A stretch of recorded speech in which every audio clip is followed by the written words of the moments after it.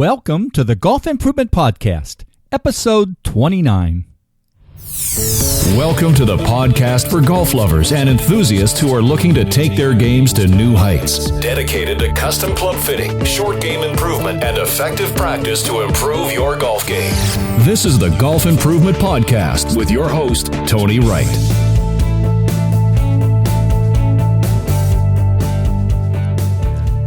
Hello, this is Tony Wright from Game Improvement Golf in Oak Ridge, Tennessee, with the Golf Improvement Podcast, dedicated to bringing you useful information on custom club fitting, short game improvement, and effective practice techniques to take your game to new heights.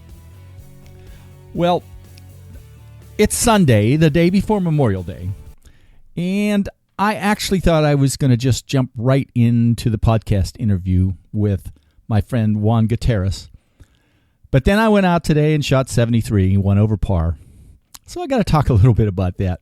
It was a surprise, certainly a prize. I got up. I didn't go out and warm up before I played. I thought, let's just go do this. I'm not playing tomorrow because I wanted to get this podcast produced. And so I guess I didn't have a lot of expectations, and I went out and played pretty well from in the beginning. I shot 39 in the front nine, and then on the back nine, I got hot. I had two birdies in a row and another birdie, and I had a bogey near the end, but shot one over par.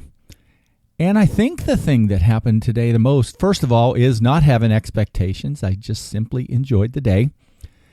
And the second thing is something I learned on Friday, at least I learned it for right now, and that is, when I was hitting shots, I wasn't using the same kind of a tempo in my actual shots as I was in my practice swings.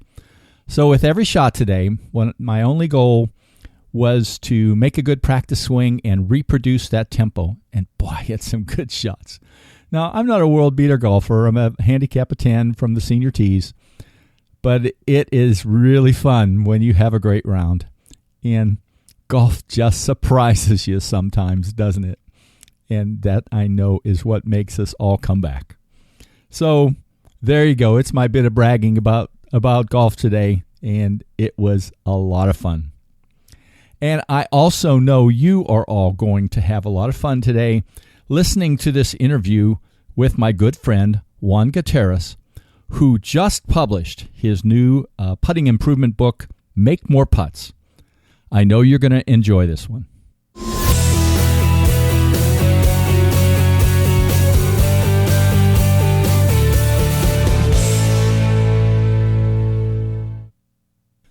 Well, hello again. This is Tony Wright with the Golf Improvement Podcast. And today, we're doing something a little bit different, but really, really great in my opinion. I'm speaking with Juan Gutierrez. He was the 2011 World Golf Hall of Fame, I'm good at that, huh? Putting champion. And I want to tell you a little history about Juan and I talking. Juan subscribed to my newsletter in November of 2013. Sent him a note back. I went back and looked in the records. I said, thanks for subscribing, etc. About a year later, I did a podcast with George Connor on his putting book. And Juan said, hey, by the way, I have collected a lot of putting drills. And he was kind enough to just send that to me. He didn't want me to distribute it to people. So I looked at those pretty incredible list of things, a group of information. Juan and I were going to meet at the PGA show this January. We didn't get to do that, although we did meet in April down in Florida when I was on my golf trip. But I looked back at our notes, and in the course of those notes, I mentioned to Juan, I said, you ought to consider putting this stuff out there as a Kindle book. And unfortunately, fortunately for golfers, he decided to do this. And he is I looked on Amazon today, and the book is there, Make More Putts. So Juan, what a process through getting through all this and writing your book, and really congratulations. But we're going to talk about some elements of the book today. So Juan, welcome. Thanks, Tony. I appreciate it. And it was the nudge by you that got me to do it. Well, to write the book. That feels good because there's a lot of neat stuff in it. Well, let's march in a little bit here. And if you would, talk some about how you came up with the putting performance improvement process that you've used to become a great putter and also to win the 2011 World Golf Hall of Fame putting championship. Sure. The putting performance improvement process that's described in the book and that I used is a classic quality improvement process that anybody who has experience with manufacturing quality process improvement or service quality process improvement would use in their job to make themselves or their organization more efficient, more effective, save money, cut costs, do the right thing, reduce errors, eliminate defects. And I thought, that makes a lot of sense. What if I could apply that to my putting? Yeah. So here's how it really got started. I retired back in about 2006 or so, and I wanted to start playing golf again. I played golf in high school, and I played golf for my college teams, but I hadn't played golf for, 35 plus years because I traveled so much. And it was the summer. I didn't have any golf clubs. I decided I'd get some golf clubs and I'd take some lessons. And then I'd eventually go out and play golf with my father-in-law, who had been asking me to do this for about 5 years while I was still working. So I tested a lot of different golf clubs and selected some Callaway X20 irons and some woods. And I went over to the David Ledbetter Academy because I was living in Tampa, Florida at the time, and took a series of 6 lessons and practiced. And about 3 months later, in October, I decided, okay, I can go out on a golf course now and not break windows or lose all my golf balls or hit them all in the water. So we went to a little executive course called Country Way. I think it's on Linebaugh Avenue in Tampa. It's a par 61. It's only about 3,500 yards.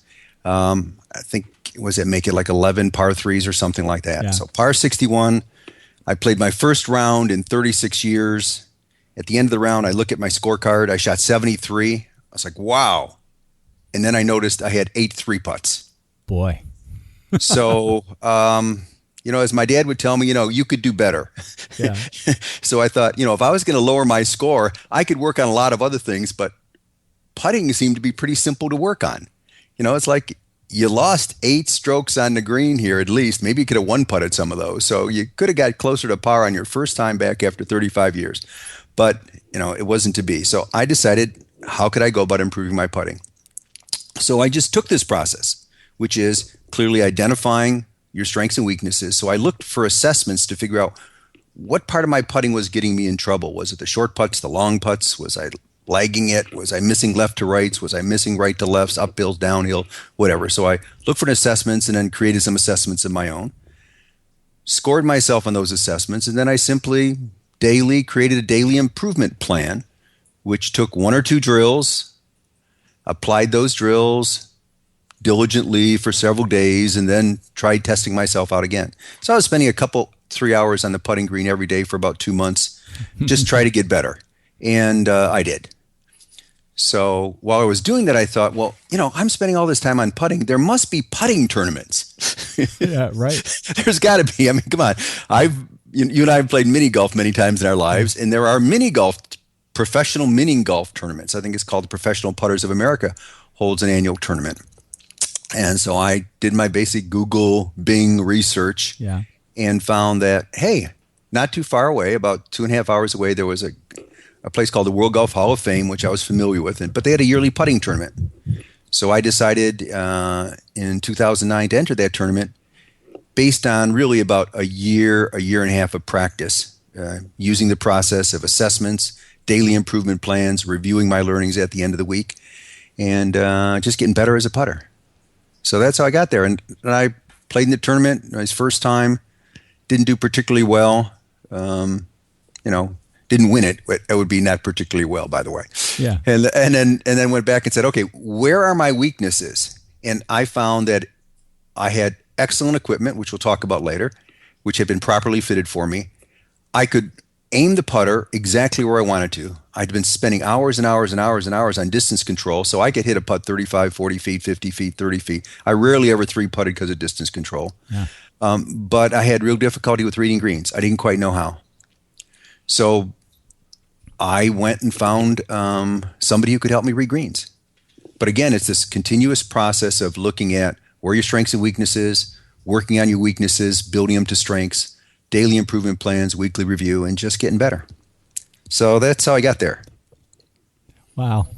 Well, knowing as we've talked, you're somebody that will really dedicate yourself to doing something too. But it's still exciting. It must have been a lot of fun to get to that endpoint anyhow. And and who have achieved that. Yeah, I still can remember that last putt on the last hole. The tournament has there's an 18-hole putting course at the World Golf Hall of Fame. Mm-hmm. There's a 2-day qualifier. You can qualify in either day, so they take the low 16 scores. And those gentlemen and ladies go into a match play. Okay. And then you simply start, in this case, on Saturday morning, or I think it's probably now Sunday morning, doesn't make any difference which day. And you just play matches, and it's a single elimination. So round of 16 turns into round 8, turns a round of 4, turns a round of 2, and turns into a winner. And it's about a 4 or 5 hour process. Yeah. And the thing that I remember most about that day is how I felt so prepared and calm when I was making putts. And it came to the last hole. I had a putt of I think we both had putts about 75 feet. And I got within about 3 feet. The other player got within about 5.5 or 6. These are very sloped greens. Yeah. He didn't make his, and I think I spent 3 hours over mine. Making sure I had the right read, the right aim, the right distance control. But, really it was a very short period of time and made the putt. And so, it just felt great. But the important part is not that I won, but the important part is that this process, which I applied to putting, could be applied to any club in your bag. Yeah. That's so for, you could apply it to wedges. If a person's a 10 handicap, what do they do? Maybe hit 10 greens of regulation. So they got 8 greens of regulation they missed, so that they're going to use their wedge 8 times probably. There's 4 par 5s. If you're a 10 or 8 handicap, something like that, close to single, you're going to be hitting a wedge maybe into the par 5s 3 or 4 of the time. So you got 10 or 12 times you're going to be using a wedge. So applying the same process to a wedge would work. Applying the same process to bunker play would work. Applying the same process to driving would apply. It's like I say, it's just a generic process which every quality professional knows, and just apply it. I did to putting. Yeah, what a great story. Thanks. Well, let's go on a little bit. What things do you think golfers don't realize they should do? They don't understand to become great putters. I think there's probably a myriad of things, but the things that come to me most often are, most of them spend too much time searching for tips, like the magic. They're looking for, they go to the putting corral and look for the magic putter. Yeah. They flip through this month's Golf Week, Golf Magazine, Golf Digest, Golf for Women, Golf, I don't care what it is. There must be a page on putting. I'll get better at my putting, and they try that tip. And so they're always thinking that there's like a little magic tip that's going to make them better. And the answer is there's not. There's not a single magic tip that's going to make anybody better. There's some good coaching and maybe some things you're doing wrong that your coach can point out that'll help you improve. Like recently happened with Rory and Dave Stockton, where Dave Stockton noticed that Rory had changed his putting a little bit. So they made a change back and he was okay. But Rory's not searching through golf magazines looking for tips. Yeah. Right. So there's no magic stuff out there. I think the second thing is most people don't realize how hard you have to work to get better.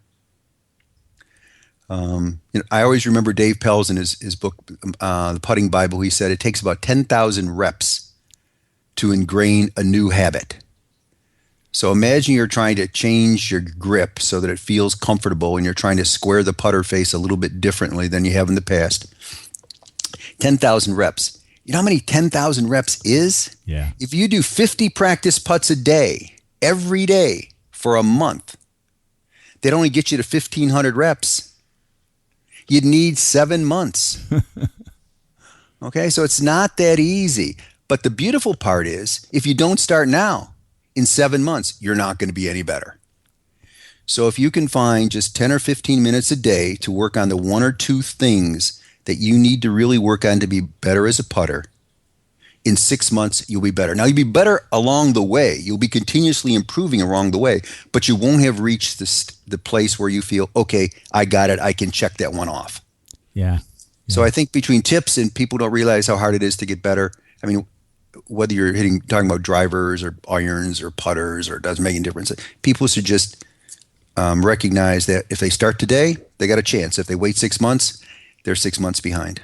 So, well, the thing about tips too, that and there's a different tip each month, so you don't know which one to do. And like you said, you're looking for a magic bullet, and there aren't any. So, well, golfers are built around jumping around from idea to idea. You've experienced this with your work. You give a person an idea, and they come back next week. They're on to 2 or 3 other ideas that their buddy talked about, and you go, "Wait a minute! I thought we were working on this thing over here," and because they still don't have this thing over here.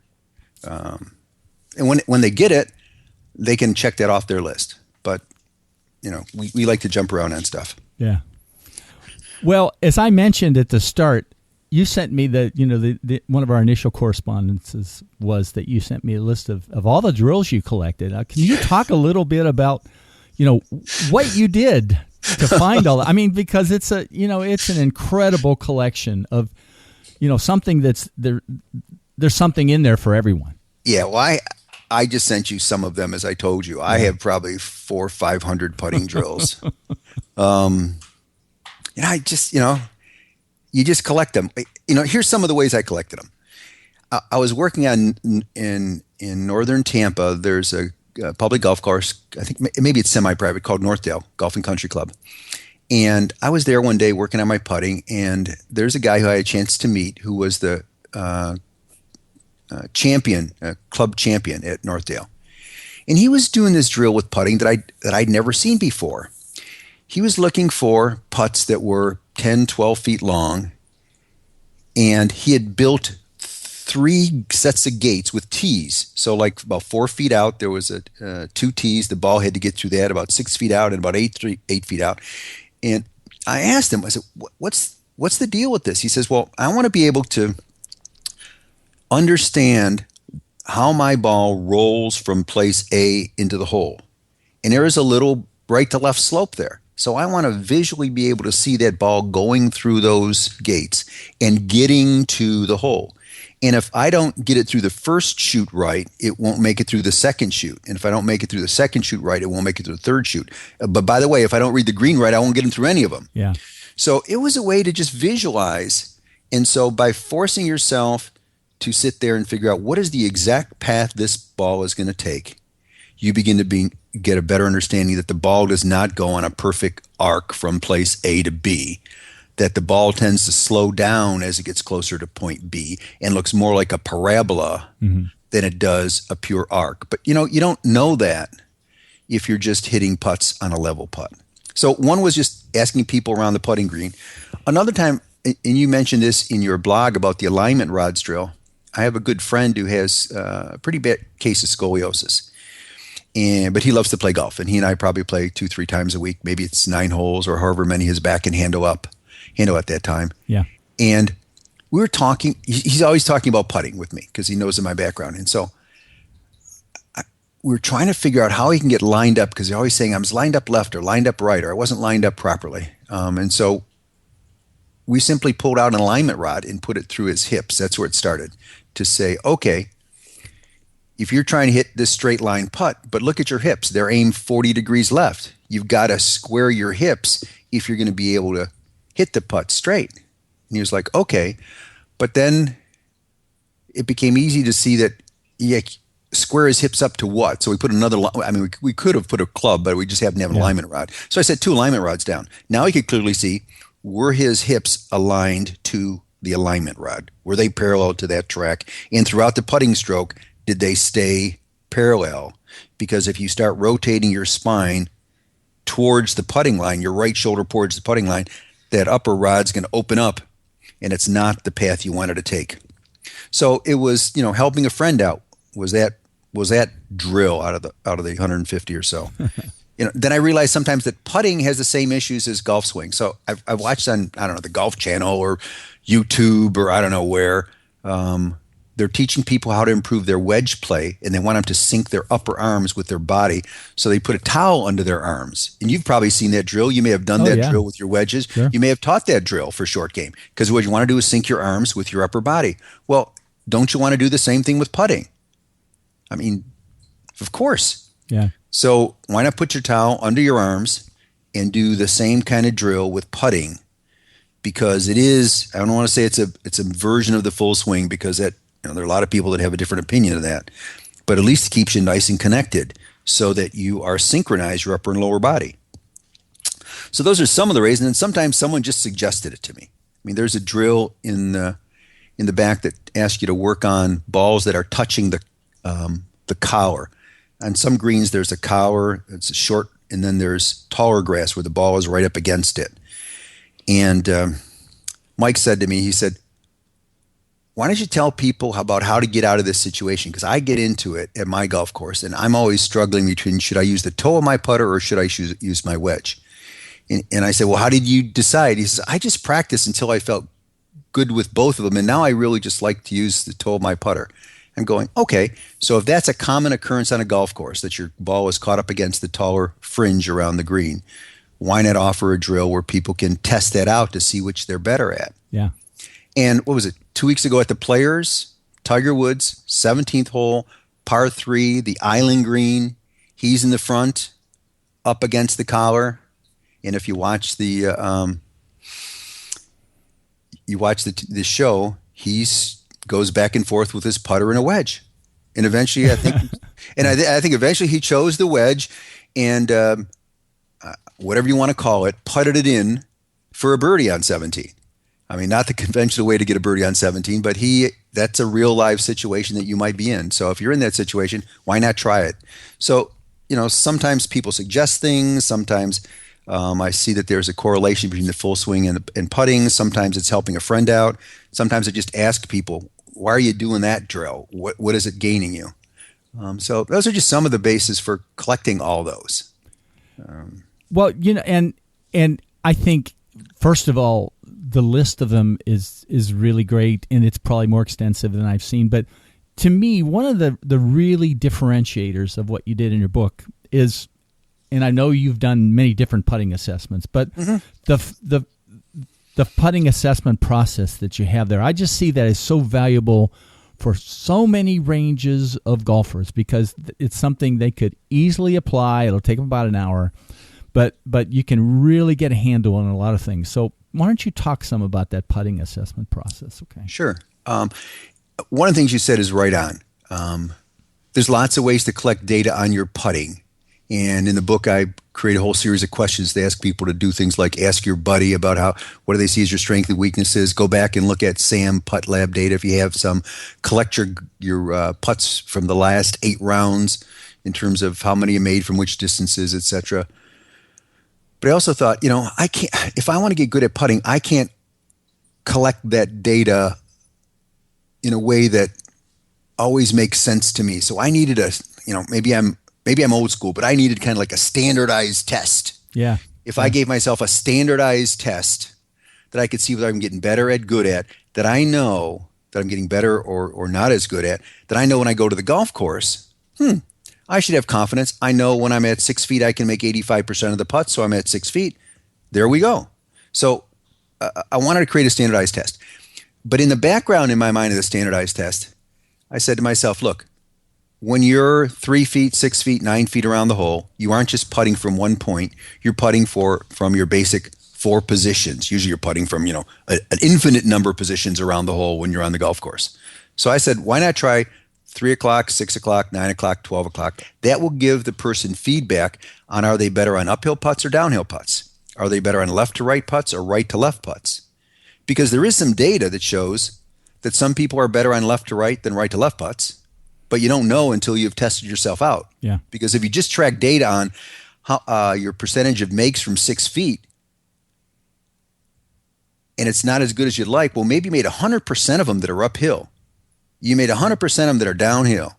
You made 1% from right to left and 80% from left to right. Well, when you add those together, you think, well, I'm pretty decent. Yeah, but you better never chip to the right of the hole and get a right to left putt. Yeah, yeah. So it helps you also in your course management planning. So I wanted to create it where you could have putts from all four sides of the cup. And so that's how I came out with that short assessment, which looks at putts from 3, 6, 9 feet. The other thing is that most people that I play with think that when you're 6 foot from the hole, you should make it. Like, if you don't make it, you're a bad golfer. You know, what do you mean you can't make a 6 foot putt? Come on. They do it on TV all the time. So surely I should make it. So I just want people to get a little reality test and to get better at it. So that was why I looked at the short putts. On the long putts, you know, there's some interesting data that shows that, I think it was shot length data, or maybe it was Mark Brody in his book, Every Shot Counts. Yeah. He said something like at 30 feet on the Pro Tour, the average number of strokes taken to putt is 3.1, which means when professional golfers get 30 feet from the hole, these people make a living at it. They make millions of dollars at it. They're the top 150 out of 25 million golfers in the U.S. and forget about how many more millions in the rest of the world. 1 out of 10 times they 3-putt once they're at 30 feet. Crazy, huh? Yeah. So, and then I was looking at some shot-by-shot data, and it said something like for the 85 to 90 golfer in that range, I don't know, what's that, maybe 16 to 20 handicap, somewhere in that range. Yeah. They putt 50% of the time, 3-putt 50% of the time from 50 feet. Now, who hasn't, I mean, I don't know about you, but I know a lot of people, including me, that you go to a golf course that has really big greens, you have a green in regulation, yet you're like 50 feet away. Particularly if you're crazy and can get on these par 5s and 2. But anyways, that's a whole different story. But so I thought, why not give people some tests from 20, 30, 40, and 50 feet so that they could see how good they are at those distances. If I was to, if people had more time to do the assessment, which I try to limit it to 1 hour. Yeah. If people had more time to do the assessment, I would tell them to take the drill that's from the assessment from 20, 30, 40, and 50 feet and duplicate that at the 4 positions around the clock. Yeah. So 10 of them are from 3 o'clock, 10 of them are from 6 o'clock, 10 of them are from 9 o'clock, and 10 of them are from 12 o'clock. They'll get a much richer set of data about themselves and their abilities to putt from those distances. It's not that what I provided isn't good. It's good, but here is even more rich data that you can have to help you figure out, because the data also shows that people are 3 times more likely to 3-putt on a downhill putt than they are an uphill putt. So you might be good putting uphill from 30 feet. Maybe you 1-putt 1 out of every 10 times like the pros do. But you know what? You're probably going to 3-putt more often than that coming downhill unless you really work on that. Yeah. So all those things were kind of going in my head about the data that's out there that tells us how people putt, creating something that's realistic on the short putts around the clock, and on the long putts to give people a fairly standard approach to assessing themselves, but not going to making this an hour and a half or a 2-hour assessment, because golfers I know are not going to do that. The other great thing to me about that whole process, and you talk about it in the book, is that, then retest yourself. Yeah. So it becomes, you kind of get your measure of what it is, and that's just, it's back to the continuous improvement process type. Yeah. And I think if a person is committed to getting better, let's say that they find out that they're pretty good at the long putts, but their short ones are their nemesis. They could get really a lot better at that, particularly, let's say, from 6 and 9 feet. Then what I would recommend is they take the drills from the section of the book called Make Everything Inside 10 Feet, practice those, select some drills, practice the heck out of that, and then either once a month or once every 2 weeks, depends how diligent they are in terms of their practice and how many hours they put in, they simply do a reassessment of 6 and 9 feet distances. Yeah. To see if they're getting better. I mean, what I'm talking about with the more intense practice, there are kids who are in high school who want to become better golfers so they can be number one on their golf team, or maybe they want to get a college scholarship, or maybe they want to win an AJGA event, or maybe they want to get recognized in some way, shape, or form. And clearly, when you go to college, whether you're NAIA, Division I, Division II, Division III, MAC, I don't care what it is, the coaches there can draw from those drills and create practice improvement plans and have their kids redo the assessments every so often so they can see the progress they're making. Yeah, it's a great differentiator in the book. It's like I said, maybe as much as the drills. I really love that. Thanks. Now, let's talk a little bit about your sense of the relative importance of playing with a properly fit putter and developing a great stroke. Yeah. The comparing the two. Well, I'm going to separate them out. So let's talk about a putter. See, here's how I think about it. Imagine you're standing on the 18th green at your member or your member guest or your club pro championship. As I was, and I had a 5-footer. And you have a 5-foot putt. Yeah. And you're looking over that putt. And it's going to be the difference between winning or finishing second. Or in some cases, depends on the event you're in, between playing on Sunday and Saturday and Sunday or going home on Friday. Yeah. So, here's what I want to be when I'm facing that 5-foot putt. I want to be totally confident that my read is correct, that I know that this 5-foot putt breaks, and I'll use an example, 1 inch from right to left. So that's where I can aim outside the cup. I want to be totally confident that's the right read. I want to be confident that I can aim my putter exactly 1 inch to the right of the right edge of the cup. I want to be totally confident that my speed control can get this 5-foot putt the right speed so it rolls in the hole, that I don't hit it through the break or leave it 6 inches short. I want to be confident in my stroke mechanics so when I take my putter head back, that it comes back square to the line and the ball goes down the line that I've selected. And not last or least, but I want to be sure that I have the right putter in my hand so I don't have to worry about, is this the right putter for me? So I want to be totally confident. That's why I think having a properly fitted putter is so important, because if you want to be totally confident when you're facing that 5-footer, you don't want to say, well, I've been struggling with this putter all day. I'm not sure it's the right one for me. I don't really like the grip, but I got it out of the garage, and it was the one that I'm into rotation now, because the others I've hidden in a barrel because they're being bad. You don't want that. So I think it should be properly fitted because you can eliminate that worry. You never have to worry about, is this the right putter for you, because you've invested the time, energy, and effort into being properly fitted for the putter. So I don't know how people can actually go out on the golf course and expect to be good putters unless they have a properly fitted putter that works just for them. But you and I see a lot of people that won't make that investment. So I'd say the best gift people can give themselves is a properly fitted putter, because, why have 5 or 6 putters?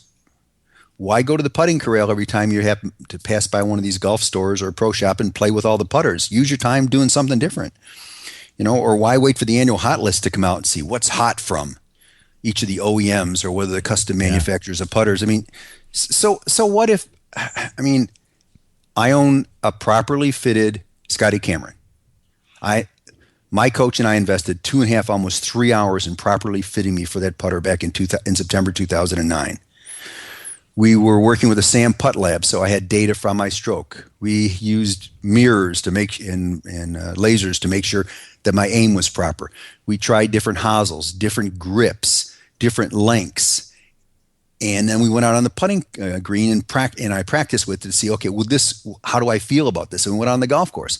When I came back, we had all the pieces we needed, so I know that my putter has the right length for me, the right lie for me, the right loft for me, the right head weight for me, and the right grip for me.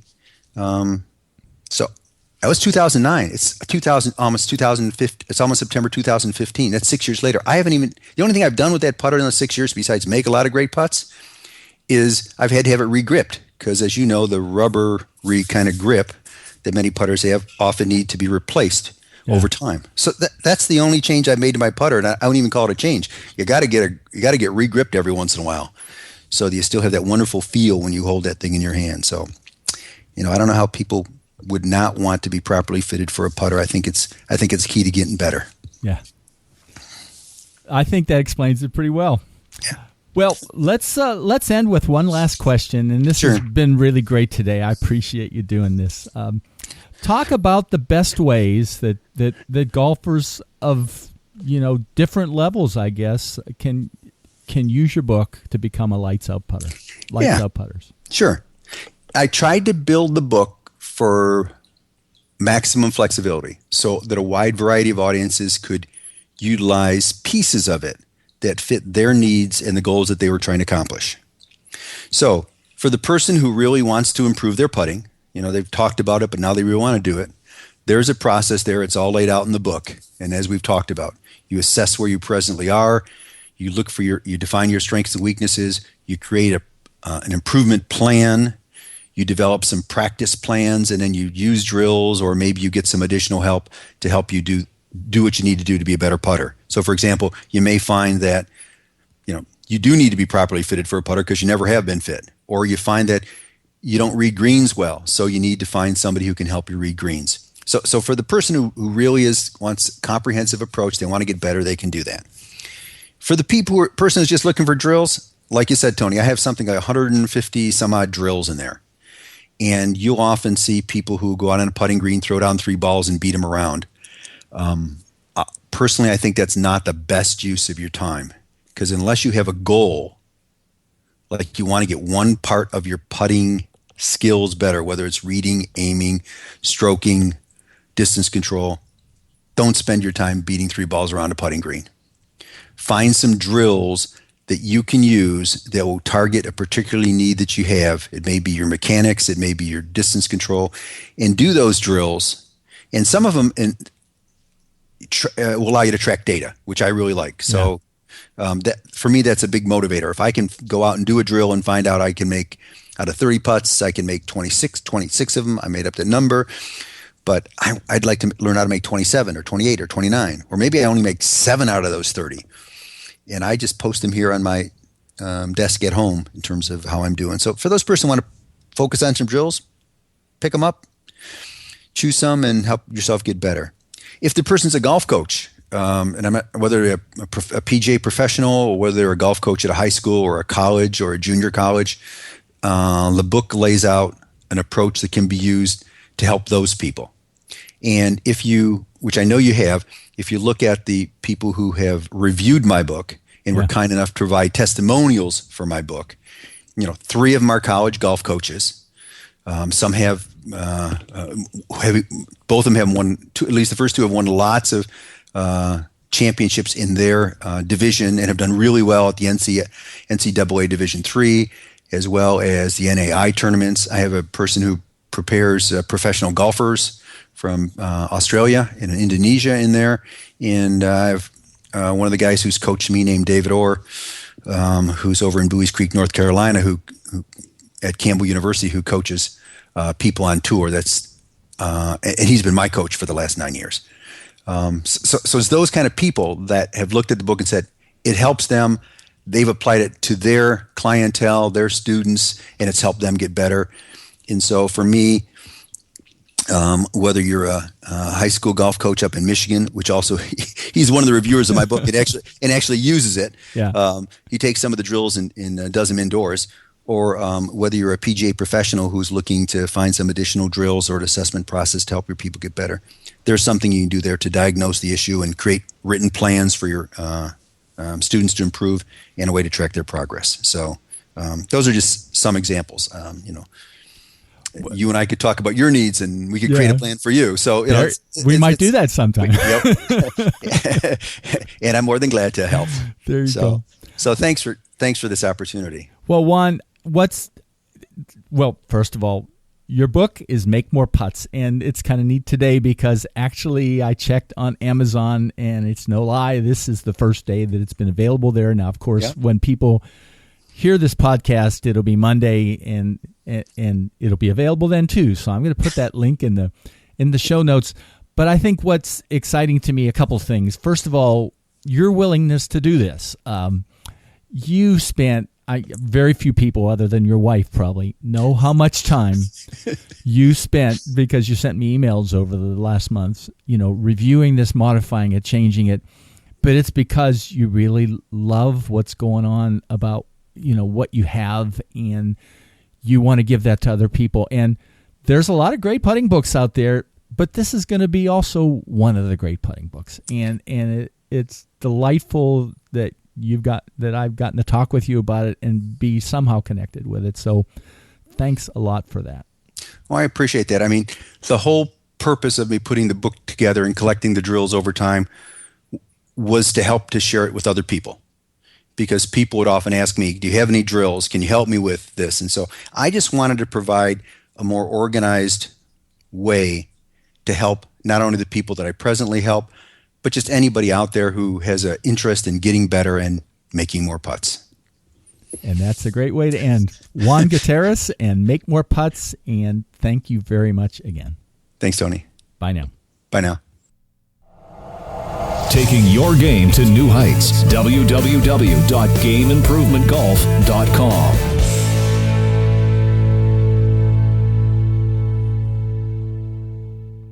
Juan, thanks for that wonderful interview and sharing some of the things that you know about putting improvement.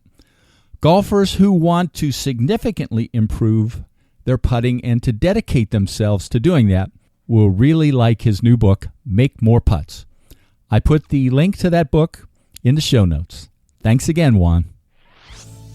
Well, that's it for today, and happy Memorial Day weekend. In 2 weeks, we'll talk custom club fitting with one of the gurus of true custom club fitting, a good friend and mentor, Dana Upshaw from Dana Golf in Warner Robins, Georgia. Mike Statura of Golf Digest calls Dana the Golf Club Whisperer, and I think you'll find out why, or some of the reasons why, during our next show. See you in 2 weeks.